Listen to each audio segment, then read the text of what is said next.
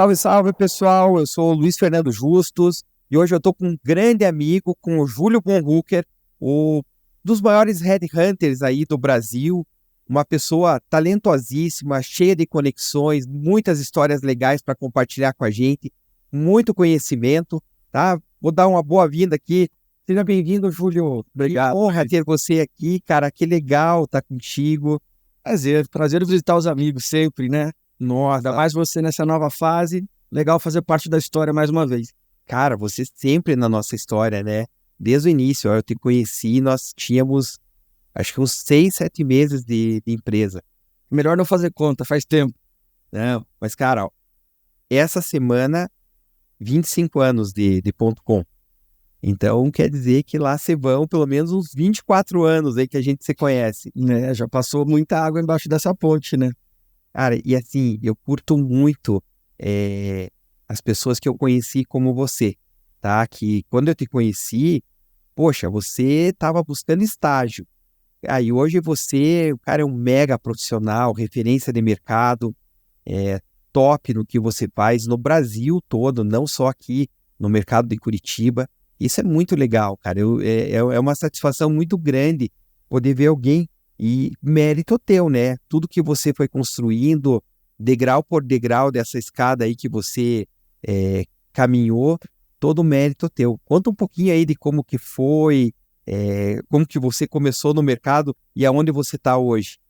Luiz, tem uma coisa assim, obviamente que tem uma parte do orgulho de ter feito, né? E é muito bacana também o sentimento de, puxa, eu consegui. Mas de verdade eu consegui porque durante toda a minha caminhada eu tive bons professores, eu tive bons exemplos, eu tive gente que caminhou do meu lado, que me apoiou. E aí eu fiz a minha parte de ser um bom aluno. Mas, bom, a minha entrada, como você sabe, né, eu comecei a minha carreira lá atrás com artes, com teatro, com literatura. E É mesmo, tinha até o lance do Júlio Bonrucker, poeta, não é? exatamente. Você escrevia, que legal. Então, tinha esse meu lado que era bastante artístico, né, bastante subjetivo, e que por bastante tempo eu achei que foi um tempo que eu perdi da minha vida, o que não vai fazer sentido para minha carreira. E aí eu fui evoluindo, eu tive aquela passagem muito importante pela Anshan, que foi onde me abriu aí o mundo de mercado B2B, de conexões. E por conta, inclusive, de um convite de um conselheiro da Anshan, eu entrei nesse mundo de recursos humanos, eu entrei na época como headhunter, mas numa estrutura onde a equipe comercial era totalmente apartada da equipe técnica. Então, na verdade, eu entrei para ser um vendedor. E a minha vida inteira eu fiz essa estrada de vendas, mas quando eu cheguei no meu primeiro processo de recrutamento, eu falei, cara, eu achei o que eu quero fazer da vida. E aí comecei a estudar muito, muito, muito sobre comportamento humano, comecei a estudar muito sobre os clientes, sobre cultura, e aí a vida foi me dando alguns bons desafios, né, de primeiro levantar uma nova unidade da consultoria do zero, depois trocar para um patamar ainda maior dentro do mercado, de novo, trocar uma consultoria do zero, e sempre, cara, estendendo a mão e segurando naquelas pessoas mais velhas, nos meus mentores, no pessoal que foi caminhando comigo. E hoje, quando eu olho lá para trás, para aquele Júlio poeta que você estava falando, hoje para mim faz tudo sentido. Porque hoje, quando eu estou entrevistando uma pessoa, quando eu estou sentindo as coisas sobre ela, eu me conecto muito com aquela subjetividade lá do comecinho da carreira. Eu lembro, até nós tivemos um contato, os nossos últimos contatos recentes eram na Kakuri, né?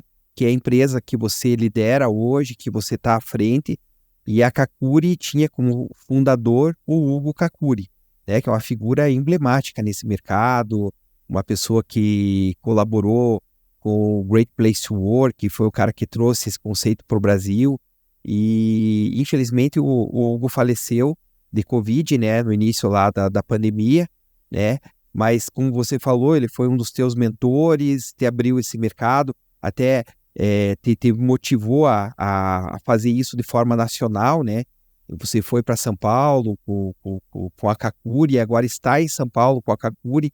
Como que está hoje a Kakuri, né, com o Júlio à frente, o mentorado, o discípulo, e com a ausência do mentor, né? Que tenha o nome do Hugo na empresa e você à frente. Como que tá hoje? Perder o Hugo foi um baque grande, né? Ele sempre foi uma pessoa muito importante, sempre foi uma pessoa muito admirada. E apesar de ser bastante antiquado, assim, bastante tradicional, eu acho que é a melhor palavra, ele sempre teve um pensamento muito à frente do tempo dele. Então a Kakuri sempre teve um cacuete de ser super tradicional no que tange a qualidade, mas sempre ter uma visão de vanguarda. E acho que esse valor a gente foi capaz de manter, né? Obviamente ele faz muita falta, e eu passei bastante tempo sozinho na Kakuri depois que ele faleceu, e essa foi uma fase difícil do negócio, realmente de estar ali solitário na cadeira para tomar decisões, para onde é que eu vou. Foi um tempo mais de manutenção. E agora, bastante recente, Luiz, isso deve ter menos que 30 dias, eu tive a felicidade aí de receber novos sócios da Kakuri e levar ela para um novo modelo para esse futuro. Então, hoje, não trabalhando exclusivamente com recrutamento executivo, que é a minha especialidade, mas com a chegada dos meus outros sócios, a gente se tornou uma full service aí na área de RH. Então, hoje a gente tem as capacidades instaladas para fazer qualquer projeto na área de gente e gestão, seja para uma estruturação, para uma reestruturação, para começar uma empresa do zero. Tem sido um desafio muito gostoso. Eu vi que vocês incorporaram o Akakuri, veio uma galera nova e um time de peso, né? Uma galera muito experiente, vindo de mercado, com bastante conhecimento, network, né? Uma vivência de mercado forte, né? Quando você fala hoje em RH, você precisa ter essas pessoas realmente que têm uma bagagem, que caminharam já bastante nesse mercado, né? Na verdade, a consultoria demanda o especialista, né? Sim. E o que a gente sempre fez questão é que os nossos especialistas, além de técnicos, tenham sentados em cadeiras, né, executivas de C-level. Então, todo mundo que está conosco hoje tem as duas experiências, a de conhecer tecnicamente o assunto, mas de já ter sentado na cadeira de quem vai ser o nosso cliente. Então, acho que essa visão 360 sobre o assunto que é um pouco aí da cerejinha do bolo desse time novo que está começando. Como todos os negócios, né, nesses últimos tempos, eles vêm se transformando. Como que o teu negócio se transformou? Olha, a primeira coisa foi a adoção massiva de tecnologia, né? Eu me lembro que antes da pandemia, o que a gente se vangloriava na Kakuri era dizer todas as nossas reuniões eram presenciais e que havia um diferencial por ser. E realmente é muito diferente você estar frente a frente com uma pessoa. Mas o mercado inteiro tombou para o vídeo, né? E isso mudou, inclusive, as barreiras do mercado. Porque hoje não existem mais regionalidades, né? Se eu posso atender alguém fora do Brasil, posso atender alguém no Pará, posso atender alguém em Curitiba, sentado na minha cadeira, onde quer que eu esteja. Isso afetou bastante. A gente está sendo bastante afetado pelos novos modelos de trabalho, né? Então, assim, existe uma demanda crescente pelos modelos híbridos, por exemplo, mas daí, assim, tem profissionais que não querem, tem profissionais que querem, tem empresas que querem, empresas que não querem. Uma segregação destas tribos. Se a gente pensar, por exemplo, na área de tecnologia, tentar pensar hoje num time de tecnologia presencial é praticamente impossível. Sim. Então, isso afetou muito também o próprio planejamento das empresas. Por outro lado, eu acho que assim como outros mercados, a pandemia fez com que grandes estruturas se enxugassem, então também houve um crescimento muito grande dos headhunters independentes, por exemplo, ou dos consultores independentes, né, que dá uma bagunçada no mercado, mexe com preço, mexe com a qualidade, muitas vezes mexe com a própria credibilidade de um determinado serviço. Então tivemos transformações significativas, assim.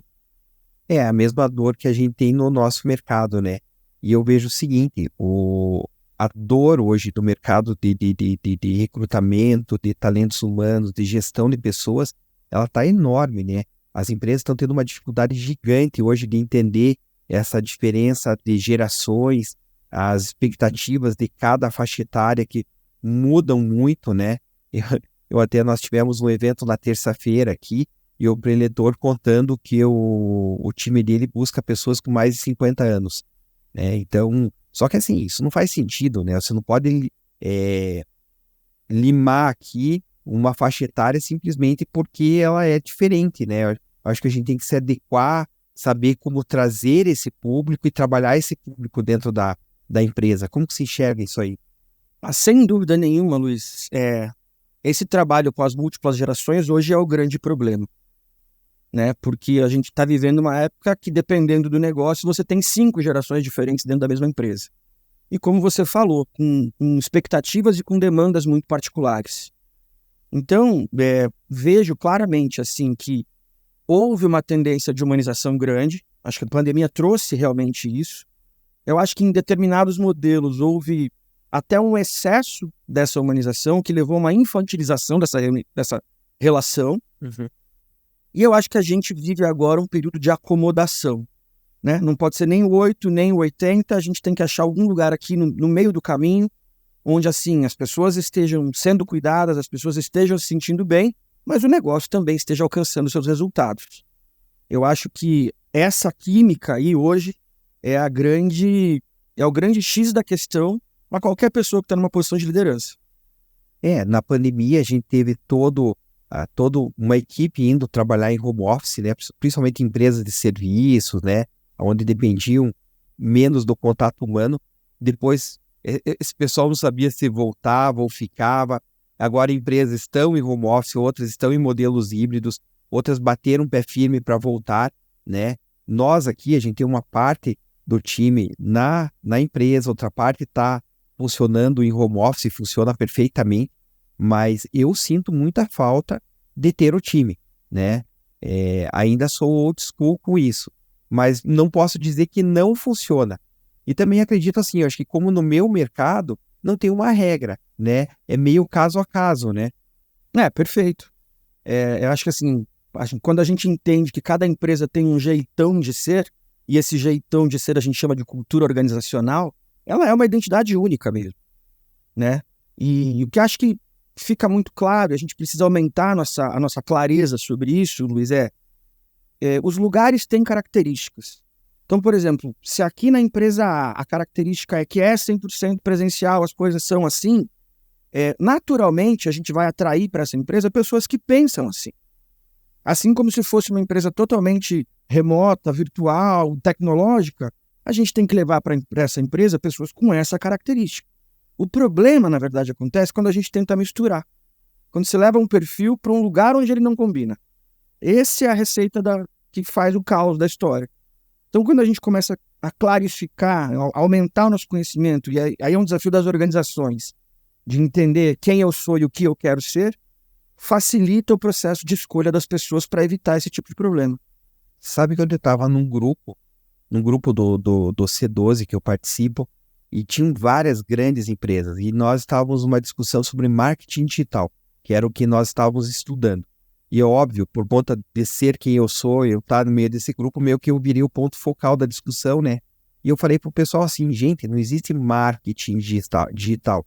Existe marketing. O digital são as ferramentas e o canal de distribuição disso aí. E aí, as pessoas falando, minha empresa não faz marketing. Eu não preciso de marketing. Eu falei assim, engano de vocês. Vocês fazem muito marketing. Porque, uma empresa com 5.000 funcionários, se você não tem hoje um endomarketing, uma comunicação com esse público, você não gera uma cultura para esse público, uma cultura organizacional, a cultura organizacional faz parte do marketing. E eu acho que essa cultura organizacional, em sistemas de home office e híbrido, ela sofre muito, né? Ela sofre muito e ela se torna muito mais importante, né? Porque se você vai para um ambiente remoto e você efetivamente não tem uma cultura forte, a pessoa se sente abandonada. Ela se sente sem compromisso. E como desenvolver essa cultura organizacional com o cara à distância? Olha, hoje em dia tem muitas ferramentas de colaboração, né? Até ferramentas digitais que simulam um escritório, por exemplo. Mas aí são parte dos rituais e das especificidades de cada área. Eu, por exemplo, conheço uma empresa que também está em home office. Várias áreas vão bem, mas o pessoal do comercial, particularmente, sente muita falta de estar todo mundo ali junto. Então, o que eles fazem? Eles abrem uma sala do Teams de manhã e eles ficam conectados com a sala aberta o dia inteiro. Pô, que legal. Então, eles criaram dentro das ferramentas que ele tinha, uma maneira de estarem interagindo o tempo todo. Mas isso é muito, Luiz, de volta, de cada equipe, de cada empresa. Os departamentos de comunicação, os departamentos de RH têm sido muito competentes em criar esses elos, né? O modelo híbrido, você trabalha o cara um pouco em casa, um pouco dentro da empresa, mas eu acho que sempre a preocupação nós temos que levar até essa pessoa, onde ela estiver, os nossos conceitos, os nossos valores, o nosso senso de pertencimento. E aí, volta para vocês do marketing, né? Qual é o melhor jeito de entregar essa mensagem? Eu vejo assim, por isso que eu estava batendo muito forte na história do marketing digital, né? Eu vejo que as pessoas geram uma expectativa muito grande em criar canais ali dentro do Instagram, do Meta, do Google, e esquecem que o marketing ele está em toda a cadeia, ele está em todo o supply chain da empresa, né? Ele não está só na última milha, que é a parte de comunicação, propaganda e vendas, ele está no todo. Você gerar uma experiência legal, e até quando você chegou aqui no meu escritório, eu pensei assim, poxa, eu não coloquei nada, eu não fiz nada, porque você é o rei da experiência, né? Você sempre tem um livro para dar, você dá boas-vindas na tela da sala de reunião, e é uma coisa assim, eu sou o cara do marketing, mas quem faz isso bem é você, né? Então, acho que para a empresa, isso tem que estar dentro de todo detalhe, né? Toda a construção de experiência, tudo que é feito com excelência, faz diferença lá na ponta. No fundo, o que eu vejo, se a gente voltar para o nosso passado aí do marketing, né? Hoje a gente precisa entender que a empresa efetivamente é omnichannel. Sim. Né? A gente discutia isso lá atrás no marketing, mas a partir do momento que a gente entende que todas as interações da empresa com qualquer um dos seus públicos está construindo a sua reputação, o marketing está em tudo. Falando especificamente na área de atração de talentos hoje, a gente discute employer branding, né? A marca empregadora. Quanto melhor o posicionamento dela enquanto marca, enquanto empresa bacana, mais facilidade ela vai ter de trazer bons talentos para dentro dela, né? A gente fala hoje especialmente quando a gente olha para posições mais iniciantes, assim, existe toda uma preocupação com a experiência do candidato. Como é que ele vai se sentir durante o processo para que ele já não desista de vir para a empresa durante o processo seletivo. Então, o marketing, efetivamente, como você falou, está no supply chain inteiro. Sim. Não, quando você trabalha com uma empresa, com uma marca forte, essa marca vira quase um sobrenome para você, né? Vira um sobrenome de mercado. Então, quem trabalha dentro de você construir essa marca, essa cultura forte dentro do mercado, facilita você atrair pessoas para trabalhar contigo, né? Sem dúvida nenhuma. E assim, bastante dinheiro envolvido nisso, né? É só a gente pensar, por exemplo, você citou, né, o Great Place. Todas as empresas aí numa busca, numa corrida de conseguir ser certificada como um Great Place to Work, por quê? Para poder falar para as pessoas, venha trabalhar aqui porque é legal. Sim. As empresas de tecnologia, Glassdoor, né?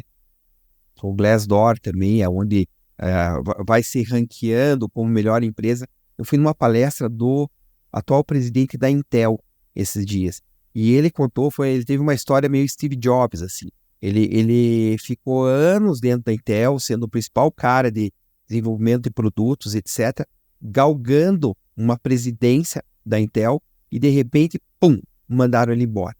E ele ficou, acho que, 10 anos fora da empresa, e a Intel voltou a buscar ele no mercado, porque na empresa onde ele se recolocou, ele virou o principal executivo do mercado de tecnologia, sendo que a empresa era número 1 no Glassdoor. Era o grande ativo, além de todo o resultado financeiro, etc., e mercado, mas o grande ativo é que eles eram o número 1 do Glassdoor. Então, para a empresa de tecnologia, isso era muito importante, né? Eu posso te dizer que não só em tecnologia, né? Como eu entrevisto muita gente, como eu toco muito processo seletivo de alto padrão, cara, a pergunta que mais me fazem, e é um dos principais fatores de decisão de um candidato aceitar ou não a proposta, é conhecer o clima da empresa. É saber para quem ele vai trabalhar, quem são os meus pares, e como é que é essa dinâmica. Não é à toa hoje que eu acho que uma das principais disciplinas de um grande executivo hoje é a questão de liderança, né? Ele saber como se posicionar, trazer outras pessoas, criar. Interessante, né? Por exemplo, você desde cedo teve essa cultura da mentoria, e conectando com pessoas que vai somando, né?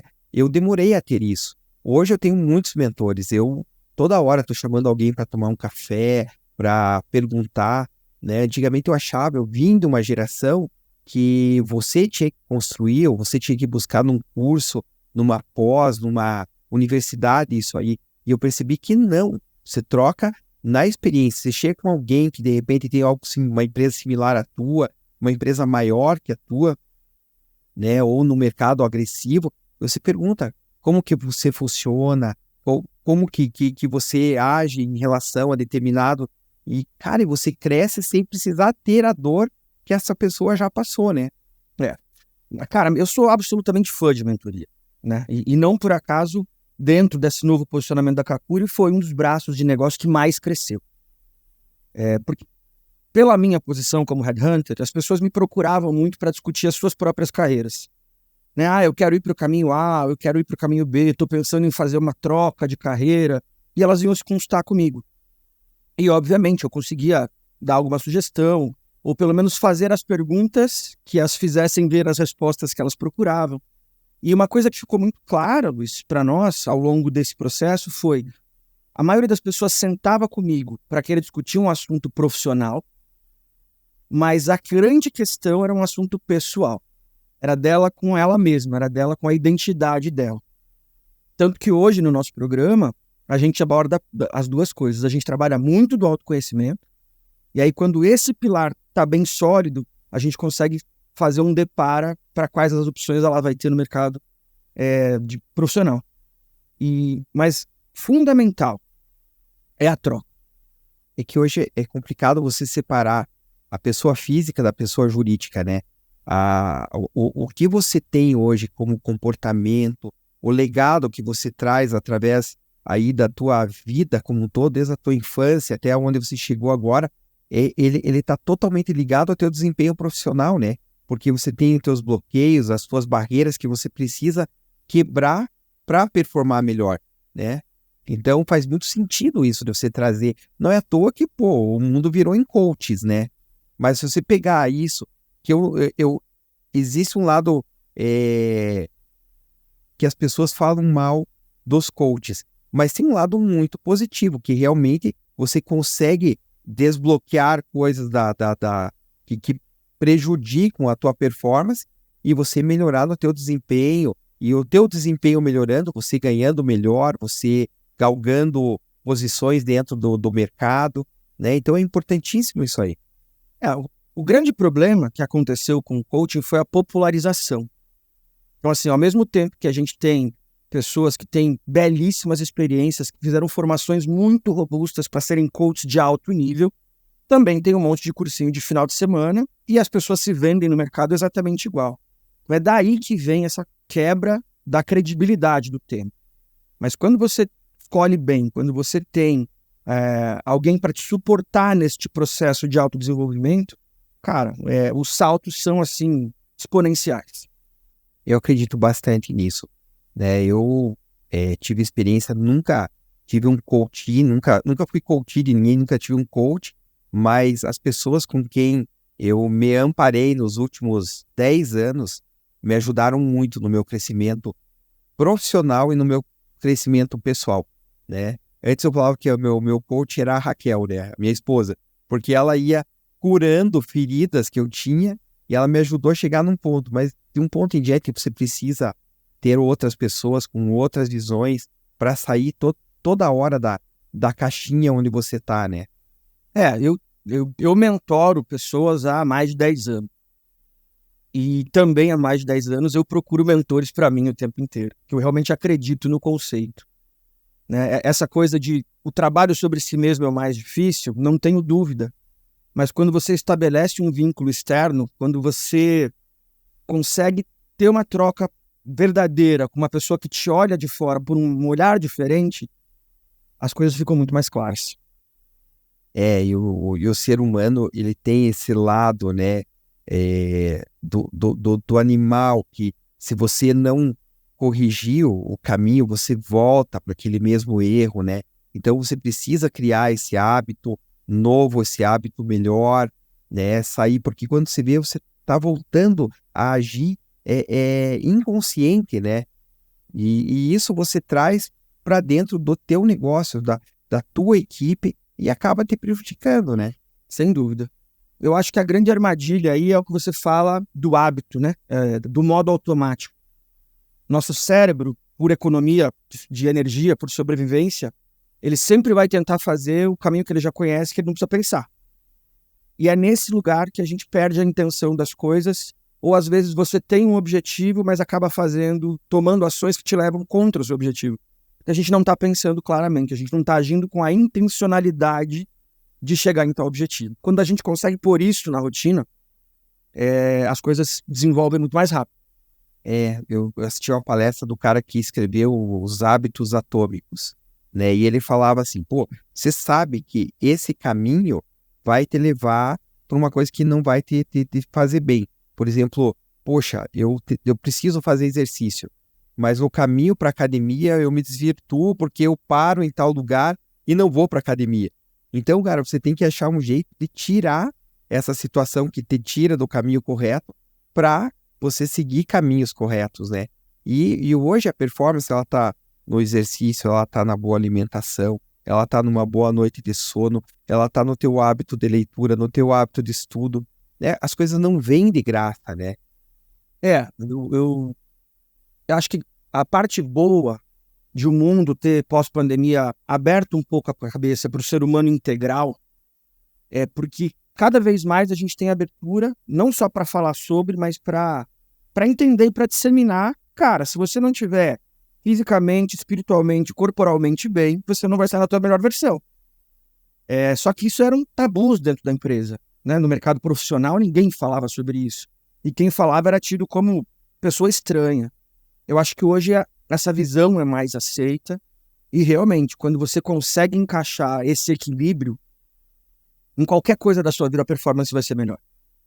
Uma coisa que eu me preocupo, porque eu sei que em todas as gerações tem pessoas se preocupando com isso, se preocupando com o seu lado de saúde, com o seu lado de alimentação, com o seu lado espiritual, né, com o seu lado acadêmico, de ensino, mas eu vejo muita gente, muito mais que no passado, não se preocupando, achando que o caminho fácil é o caminho que vai levar. Então as pessoas estão deixando de estudar, as pessoas elas estão se tornando muito superficial, que é até uma característica do pós-digital, né?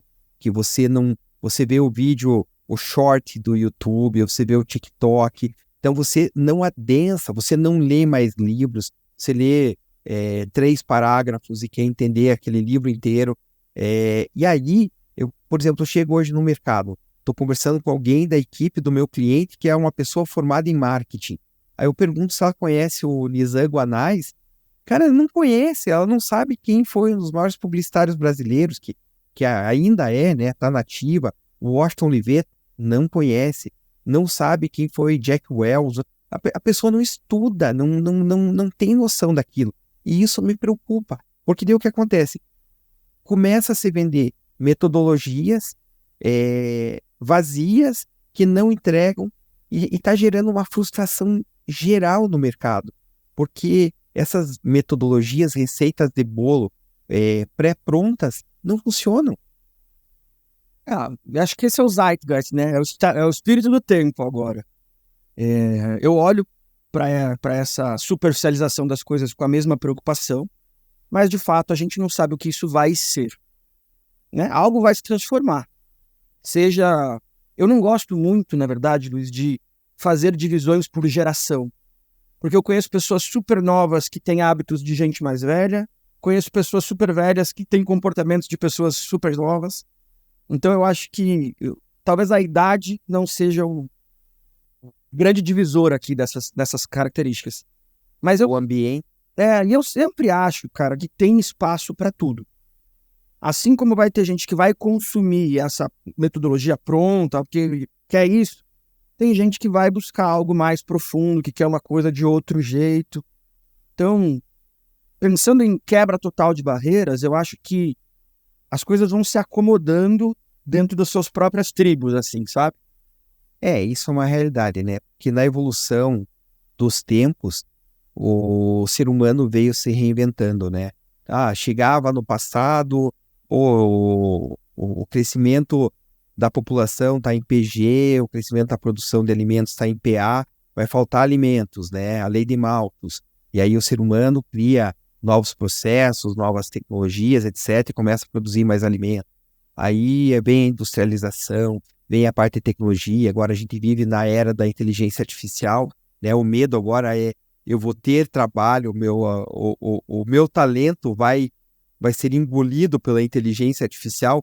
Como que se enxerga isso?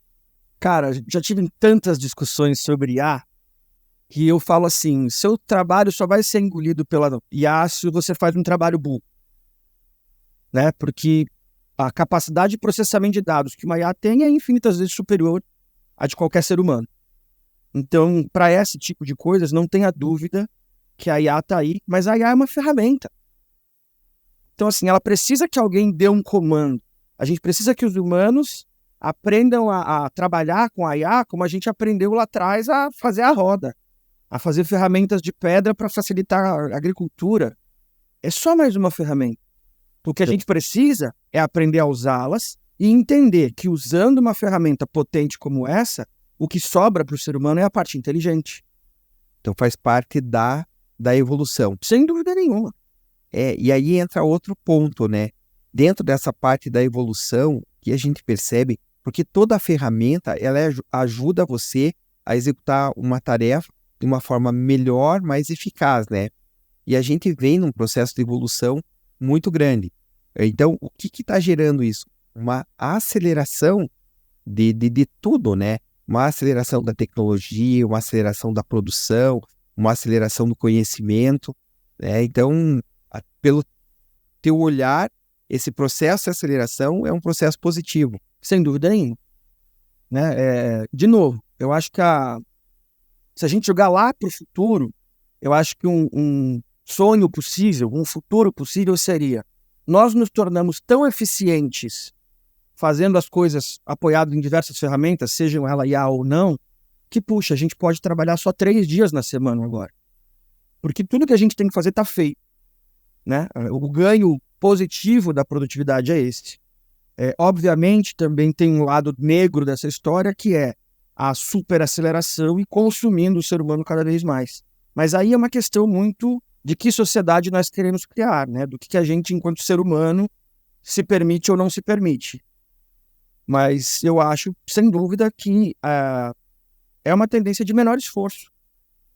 Eu vejo o seguinte, é óbvio que quando você tem ferramentas, vai executar isso, vai sobrecarregar menos o teu corpo, o teu esforço, né? Mas eu acho que as pessoas abreviam isso, ainda a gente não está nesse ponto, né? Então, nós tivemos discussões aqui dentro da empresa que de repente chegaram pessoas aqui dizendo o seguinte: na Europa nós estamos fazendo uma semana de 4 dias por semana de trabalho, né? Então começou a ter um movimento de, poxa, a gente pode trabalhar home office, a gente pode trabalhar só 4 dias, mas a gente tem que lembrar o seguinte: ainda não chegamos nesse estágio de evolução e nós estamos dentro do Brasil, a gente não está dentro de um contexto da Europa. E dentro do Brasil a gente tem tudo para fazer. O Brasil é um país ainda que está extremamente subdesenvolvido em todos os sentidos, né? Então, eu acredito nisso, eu acredito que a gente realmente vai ter um momento que a força ela vai ser menos necessária, mas ainda a gente vive a necessidade de trabalhar, de desenvolver, de fazer a entrega. A gente não está nesse ponto, é um ponto futuro, ao meu ver. Eu concordo plenamente. E eu acho que assim, passa até pela complexidade do nosso país enquanto tributo, legislação, todos os entraves que fazer negócio prosperar no Brasil existem, né? Sim. Nós estávamos discutindo também ontem nesse grupo, falando sobre, poxa, porque a gente está estudando um material que veio dos Estados Unidos e as pessoas começaram a questionar isso aí. Eu falei assim, gente, mas é outro ambiente de negócio, né? O pessoal falando de varejo, por exemplo. Nos Estados Unidos você é a Ray-Ban, você vende para os seus clientes, para as lojas que revendem seus óculos. Quando passou aquela coleção, a Ray-Ban simplesmente vai lá, retira o que não foi vendido redistribui esses produtos num outlet e troca por produtos da nova coleção. Isso no Brasil você não faz por uma questão tributária, você não tem mecanismos, você já pagou imposto, você não tem mecanismo de fazer essa troca. Então, outra coisa, era até a conversa era sobre aqui os Black Fridays são Black Fraudes, etc. Mas é outro ambiente de negócio, você não pode comparar com a agressividade do varejo americano, né? Então, eu acho que a gente tem que percorrer ainda muito para chegar num ponto como está nos Estados Unidos, como está na Europa, e sendo que eles já têm outras dores que nós não temos ainda, né? Sem dúvida. Acho que a economia americana, desde cedo, ela foi muito orientada ao crescimento, ao desenvolvimento e à facilidade. Ao consumo, né? Então, o consumo move ele. Exato. Então, eles têm uma lógica, todo o arcabouço ali deles é orientado para esta facilidade. Não é o caso brasileiro. Não, impressionante, né? Eu não quero entrar em política, né? Mas, poxa, nesse momento é totalmente o contrário, né? Você joga toda hora criando dificuldades para vender facilidades. Então, quanto mais dificuldade você tem, melhor o ambiente para o ambiente político é. E para o ambiente de negócios, pior fica, né? Porque aí você tem que toda hora estar contornando um problema, uma situação de negócios que, cara, por isso que a gente fica fera, né, em criatividade, né? Não à toa o brasileiro se dá bem em qualquer lugar do mundo, é o que dizem, né? Cara, impressionante, impressionante.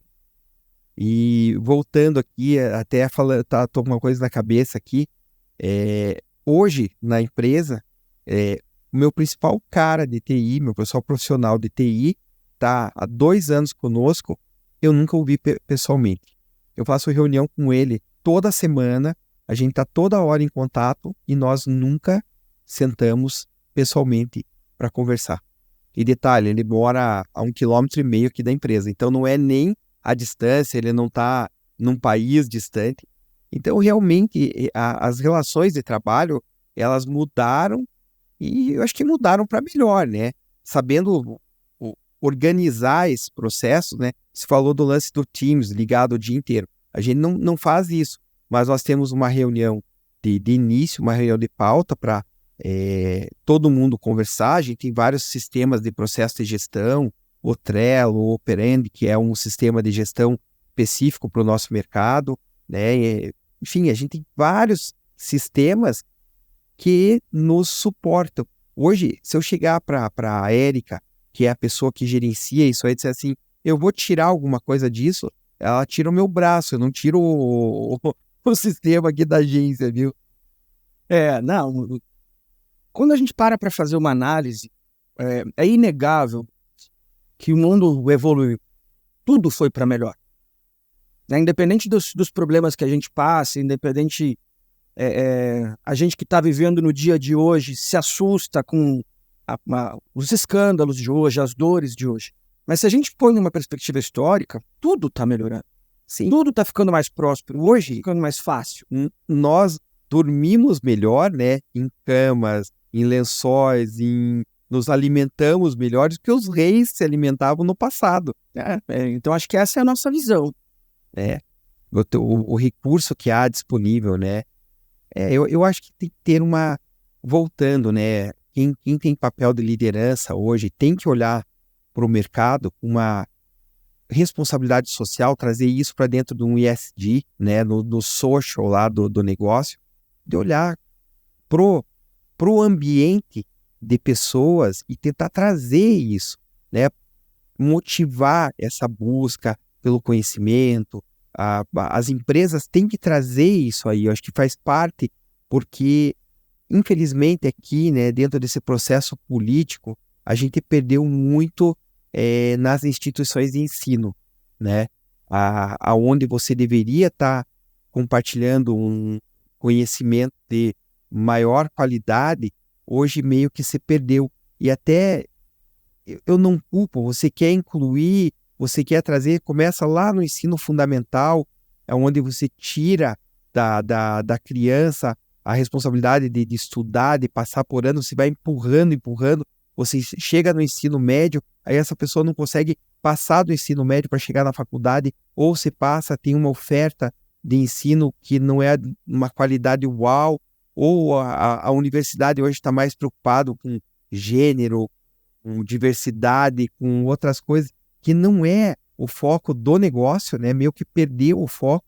E aí, quando chega no mercado de trabalho, chega meio perneta, né? Isso é uma realidade brasileira há bastante tempo, que assim, as empresas assumiram, e já faz muito tempo, a terminar a formação dos seus funcionários, né, dos seus colaboradores. Porque, realmente, mesmo quem faz uma faculdade, me formei lá, a não ser quando é uma coisa técnica, né? Sei lá, o cara que vai construir prédio, ele teve que estudar para construir prédio. Mas quando a gente pensa por exemplo, na parte de gestão, por mais que a pessoa tenha saído, fiz a faculdade de administração, fiz uma pós-graduação, não sei o quê, a hora que ela sentar o primeiro dia na empresa, ela não sabe nada. Fora que nesse ambiente VUCA, né, que a gente hoje está, volátil, né, orgânico, etc., também tudo que você aprende, o que é verdade nesse ano de 2024, provavelmente em 2025 muda esse cenário, né? Olhando para o mercado da educação, e essa transformação muito grande, é só a gente perceber o quanto cresceu o conceito do microlearning, né? Sim. Que assim, cara, eu vou estudar agora essa coisa que eu preciso saber semana que vem. Não vou entrar mais num curso de 2, 3 anos. Óbvio que esses cursos de formação base continuam aí, né? As grandes universidades estão aí e para uma determinada faixa de gente isso é o que atende. Mas a tendência hoje, até em qualquer estudo que você pegar, é ensino em pílulas para a pessoa aprender rapidamente a fazer uma coisa que ela precisa fazer hoje à tarde. Então, e além desse microlearning, o soft skills, né? O quanto também destravou esse conceito de soft skills, o quanto deu oportunidade e abertura para que as pessoas fossem buscar conhecimentos que, por exemplo, eu nunca imaginava, quando eu tinha 19, 20 anos, que eu poderia fazer um curso de coragem, que nem os cursos da Conquer, né? De oratória. E esses dias até eu estava falando, poxa, eu tenho dificuldade de falar com câmera. Porque até num bate-papo aqui de podcast flui, porque eu estou conversando com alguém que eu conheço, que é meu amigo e tal, é uma coisa. Agora, coloca uma câmera na minha frente e pede para eu falar, cara, eu não sei conversar com a câmera, né? E aí um amigo, não, cara, faz o curso do fulano. Eu olhei assim, uau, vou fazer isso aqui, né? Então, hoje você tem muita possibilidade de crescer, né? Os soft skills. Sem dúvida nenhuma. E eles, cada vez mais, quando a gente fala especialmente de mercado executivo, cada vez mais são eles que importam. Né? Porque quanto mais alto você está numa estrutura hierárquica, seja qual for, menos você executa. Você tem que ter capacidade de visão, e visão já é uma soft skill, e você tem que ter capacidade de orquestração desse negócio. Como é que eu faço, como é que eu posso propiciar os recursos para que essas pessoas que dependem aqui de mim, que trabalham comigo, possam ser o melhor que elas puderem. O Jack Welch falava que a missão do líder era ser o Chief Trash Officer, né? Ele tinha que tirar o lixo do caminho das pessoas. E eu acho que essa é a definição mais sensacional que eu já ouvi falar. O Jack Welch tinha várias tiradas muito boas, né? E esse lance do líder ter a visão, cara, hoje eu já tenho minhas barbas brancas, né? Uma vivência grande de mercado. Eu pude participar de muitos projetos e conviver com pessoas muito legais aí. E o que eu peguei, assim, em comum de quem realmente faz, é que o cara, quando ele tá tendo a visão, ele realmente tá enxergando aquilo.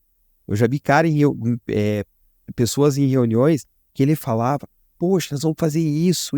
Se olhava no semblante da pessoa, ela tava enxergando aquilo, né? Eu nunca esqueço, uma vez a gente estava falando, ela vai construir uma indústria, e aqui vai ter um lago, e aqui vai ter outro lago, que era o senhor Dacir da Ripim, e tudo, ele ama lagos, né? Tanto que ele fez a Cidade dos Lagos, lá em Guarapuava, e daí, cara, eu olhava para ele, e eu tinha a nítida impressão que ele estava enxergando os lagos que ele estava construindo ali naquele local, né? E esses caras que realmente faz, o visionário, ele parte dessa visão. E realmente é um soft skill, eu não tinha parado para pensar sentido aí. Não, e é uma das principais, inclusive. Para fechar nossa conversa aqui, me explica então, hoje, nessa no eterno reorganizar que nós estamos vivendo. Então, a Kakuri hoje, além do serviço do Headhunter, vocês estão entrando dentro da empresa para fazer essa organização, essa parte do RH, do diretor de RH, do VP de RH, como funciona? Voltando, né? A Kakuri sempre foi conhecida pelos trabalhos de Executive Search. Durante muitos anos foi o nosso único produto. E é a vertical que eu particularmente toco dentro. Com a chegada desses novos sócios, a gente abriu uma unidade só de mentoria, e aí pode ser mentoria para um executivo, como pode ser mentoria para um negócio. A gente abriu também a vertical que a gente chama de serviços de DHO, desenvolvimento organizacional. E aqui dentro está toda a parte de clima, cultura, cargos e salários, desenvolvimento de liderança, workshops, temas variados, avaliação de executivos, projetos de sucessão. Então, em última instância, a gente teve um projeto agora que acabou, foi um projeto de 30 meses, né, 2 anos e meio, que a gente começou, era um business plan num papel com sócios, e quando a gente entregou 30 meses depois, era uma empresa funcionando com 800 funcionários. Tá? E a gente fez absolutamente toda a implantação do RH durante esses 30 meses. Cara, que legal, hein? Realmente hoje, esse tipo de situação, esse tipo de formato que nasceu nesses últimos 10 anos e acelerou pós-pandemia, tem sido uma situação muito interessante, né? Porque você traz, meio o conceito do software, né? Antigamente você tinha o software cliente-servidor instalado na máquina, e aí você teve o conceito de software nas nuvens. E agora esse conceito de SaaS, né, de Software as a Service, está vindo para as empresas, né? Então, você não necessariamente você está dentro do negócio, mas você se pluga, e você está plugado em vários negócios, né? Acho que a maior... primeira coisa que é muito legal desse modelo, Luiz, é porque é um negócio baseado em confiança. Então, assim, um dono de uma empresa, um fundador de uma empresa, o presidente de uma empresa, ele só te leva lá para dentro a partir do momento que ele confia em você. Então, quando você estabelece esse vínculo e você passa a conviver com a empresa, como você falou, que a gente pluga nela, você passa a conhecer melhor a cultura, você passa a conhecer melhor as lideranças, você passa a conhecer melhor os pontos críticos do processo dessa empresa. Então, enquanto consultores, que é o que somos, a gente consegue ser muito mais efetivo do que uma empresa que você só vai lá, faz uma coisinha e vai embora. Então, e acredito que você tem um ativo hoje sensacional, porque em toda a tua caminhada, você foi construindo relações de confiança com pessoas de várias áreas do mercado, né? Que hoje você vira um conector entre essas pessoas, né? Tipo, você vira um solucionador, né? Tipo, poxa, tô vendo aqui, esse cara tem uma deficiência na área de gestão contábil, né? Na área de marketing, na área de logística. E, cara, você vira um portfólio de relacionamento com todo o mercado, né? Eu sempre brinco, assim, e aí, obviamente, é quando o estágio de relacionamento com o cliente já está um pouco mais informal, já está um pouco mais próximo. Mas eu sempre falo assim, que eu gostaria que os clientes enxergassem a Kakuri como o telefone vermelho do Batman. Né? Se pintar um bandido lá em Gotham City, liga pra gente. Porque assim, se eu não fizer, se os meus sócios não fizerem, com certeza com 2, 3 ligações eu vou te dar a lista de gente que resolve esse problema. Cara, legal assim, você falando nisso agora, assim, eu fico pensando, isso é um talento, Júlio, porque quando eu te conheci há bastante tempo atrás, cara, você já era esse cara.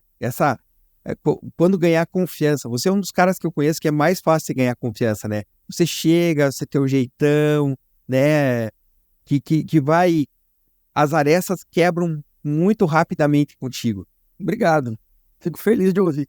Acho que deu certo. Faz 25 anos que eu bati na tua porta, a gente continua aqui. Poxa, não, e sempre, né? E vendo você crescendo, construindo o que você construiu, os relacionamentos, é muito legal aí, de vez em quando a gente encontra alguma pessoa, tal, tal.